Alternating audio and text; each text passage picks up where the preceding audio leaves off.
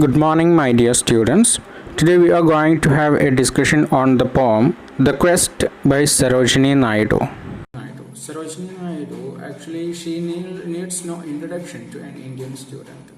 She was an Indian independence activist and a poet.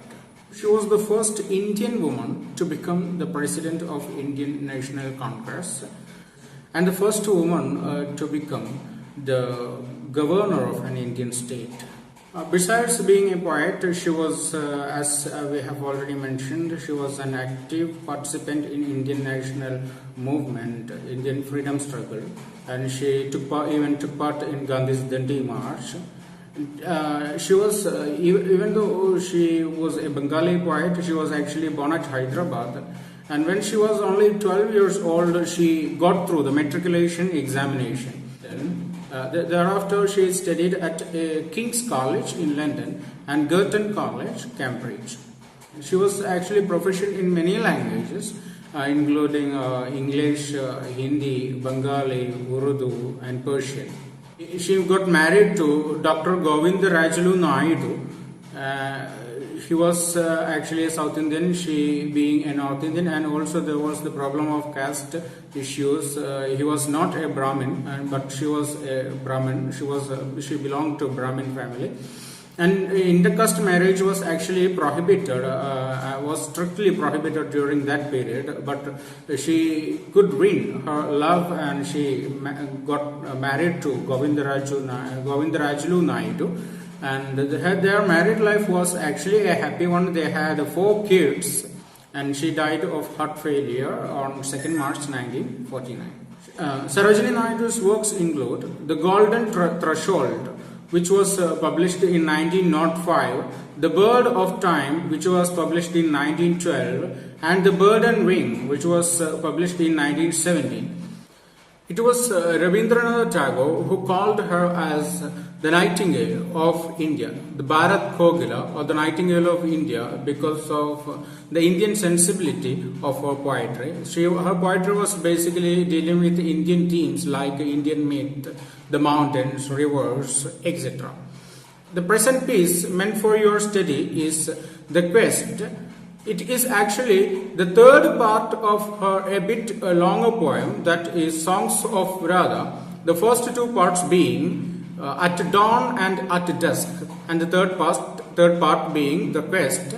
And Songs of Radha is actually taken from the collection of Sarojini Naidu's poems, The Feather of the Dawn, which was published posthumously by her daughter Padmaja Naidu. Now let's have a look into the poem. The poem is actually a description of that incomparable love that Radha is having towards Krishna, Kannaya, that is Krishna. Radha is searching for Krishna everywhere. She is asking everyone about Krishna. She asked the wind about him. At noontime she asked the forest about him, because during noontime he used to take rest in the shade of the forest. And during the evening she asked to the grey colored tides about him, about the dwelling place of flute player Krishna.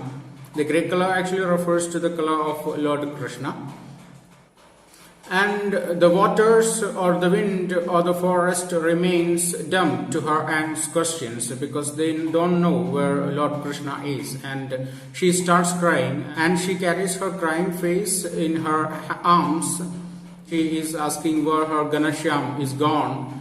And then suddenly she hears the voice of Krishna. And this sudden voice of Krishna, the laughter of Krishna, that shakes her heart from top to bottom, just like a ship or a vessel or a boat in the high tides. Her heart shakes from the top to bottom because she hears the laughter of Lord Krishna. Lord Krishna mocks her with his usual tricks. Then he asks why she is searching for him in the wave or in the wind or in the flowering valley, because he is present there in the heart of Radha. He says that he actually belongs to her. he is a part of her. He is there in the heart of Radha. And there is no need for Radha to search for him. She just wants to look inside her, then she can find Krishna. This is the basic reading of the poem, The Quest. Now let's have a deep analysis of the poem. The poem, The Quest, is about the incomparable love of Radha and Krishna, or the love that Radha had towards Krishna.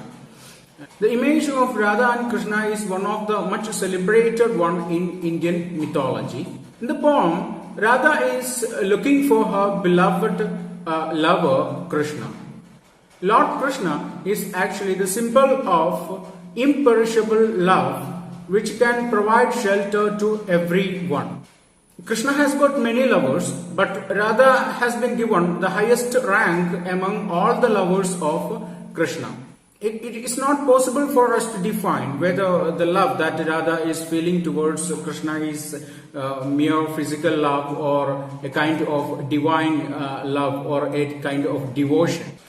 According to the myth, the zenith of devotion is love, and Radha is actually feeling that kind of devotion in the zenith, that is love, towards Krishna. Radha asks everyone about Krishna. She asks the wind whether the wind has seen Krishna or not. And at noontime she asked the forest about Lord Krishna, because Krishna, being a Gopala, he used to take shades of the forest during the noontime. She asked the great tide about the dwelling place of her beloved flute player Krishna. The waters, the wind, and the forest failed to provide answers to her questions. None of them know anything about him. She carries her crying face in her arms. She weeps where her Ganashyam has gone. Her search actually shows her passion towards Krishna, or the passion she actually has towards Krishna.